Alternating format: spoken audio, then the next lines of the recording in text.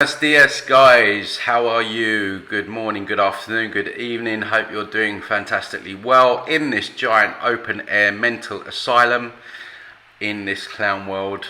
But we have fun at the same time. It's important to have fun and laugh and poke fun at it all. But there's very serious undertones to it as well, which we address on this channel. And we're going to get into that in this video. But before we do, as always, if you're new around here, please like, comment, subscribe.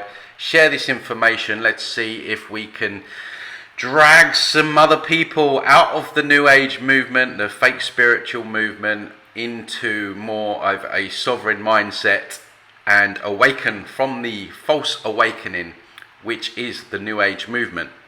And I'm going to talk about why the New Age is so creepy. Because it is creepy. I mean, if you've ever been to one of these retreats, I can't stand that term.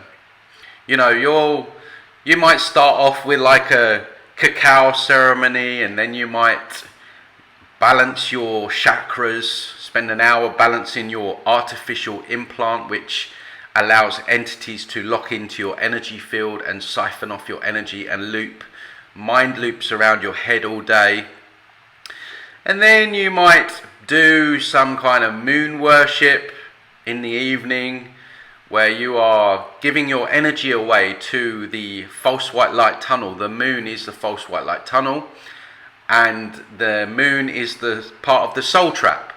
So you are giving your energy away to the to the object that enslaves you, essentially, and also is the amplifier of this matrix program. And then in the evening, you might have a bit of tantric sex with some weird, perverted New Age cult leader that you get in, like Kopanyang, or, I mean, Muji. I did a video on him a couple of years back. He got caught out doing all that stuff, using his leverage. You know, they'll teach you how to be, was it polyamoric? Can't remember what the word is, polyamory, something like that. And then in the evening you might have a nice ecstatic dance with people that basically look like they're possessed, and sticking their tongue out, making all these weird sounds and noises, where basically they've been opening themselves up to different entities all day. Sounds like such a great retreat. And then the next day you might go and take some plant medicine. Yes, the plant medicine community. They hate this. They hate my information, because I talk about the things that they don't want to address. The fact that when you take these plant medicines, you completely smash open your consciousness and are completely open for entities to infiltrate your energy. They don't want to talk about that. They don't want to talk about people that have actually died on these retreats. You really have to bury hard for that information. And so, yeah, not much of a retreat, really. And then all in between all of that, of course, you've got all this meditation, and maybe you'll channel Osiris or some other kind of entity that's masquerading themselves. And really, I don't need to go any further. I think I've just explained why I think the New Age is creepy. It's just people don't look at it like that. They look at it because it's escapism. It makes them feel good in the moment. It's an addiction to many people. You know, case in point there, the plant medicine people. They will constantly be taking this plant medicine all the time, because they've not done any kind of inner work on themselves. So it's much easier to just escape that and just keep going out of your consciousness. So you feel good in the moment. And so, yeah, it's the undertone of the New Age quote-unquote spiritual movement is very dark. I mean, you look at where it started from. You look at where it was created.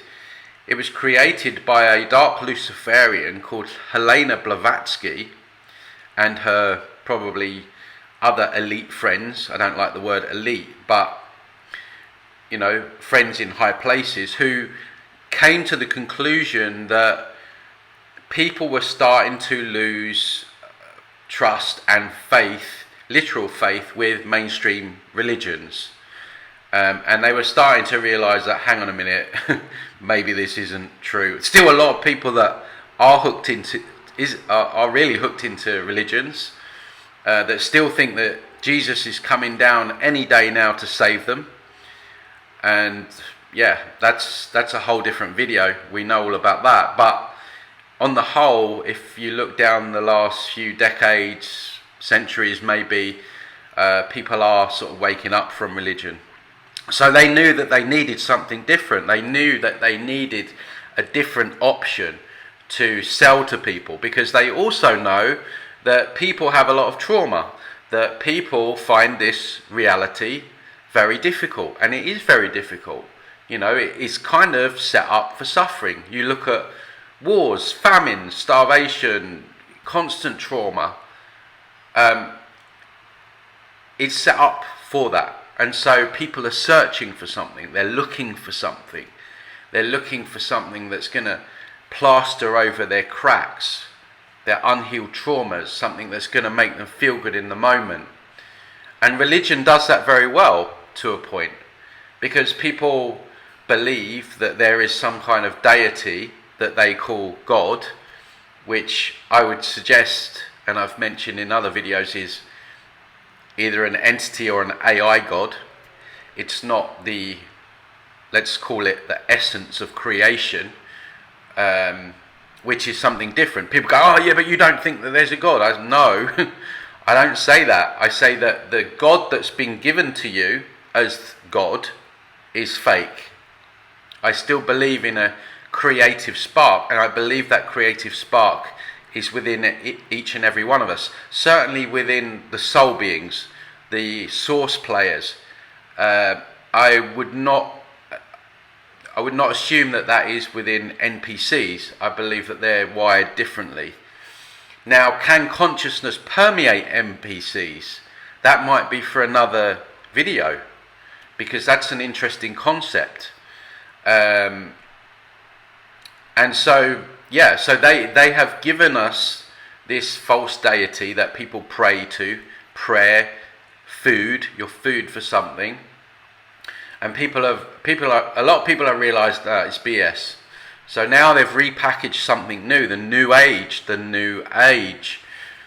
this fake spirituality, where you can do all this wonderful stuff. You can connect with angels, you can connect with goddesses, it's all love and light, you just have to think positive, you don't need to look at any darkness, you don't even have to look at any darkness in your life or in the world. You don't have to worry about that, because if you do, you're going to draw more of that stuff in. So people are like, great, I've got all this trauma, but if I look at it, if I do anything, if I address it, I'm going to draw more of it in. And so they go around this cycle, spiritually bypassing everything, and then wondering why they've been on 25 retreats over the last 2 years, spent $10,000 and are feeling like crap. Well, it's because you're spiritually bypassing the stuff that you need to deal with.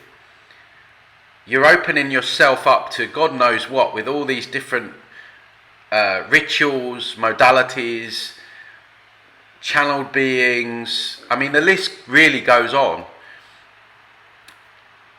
So when you go back to the start of the New Age movement, it was started by very dark people.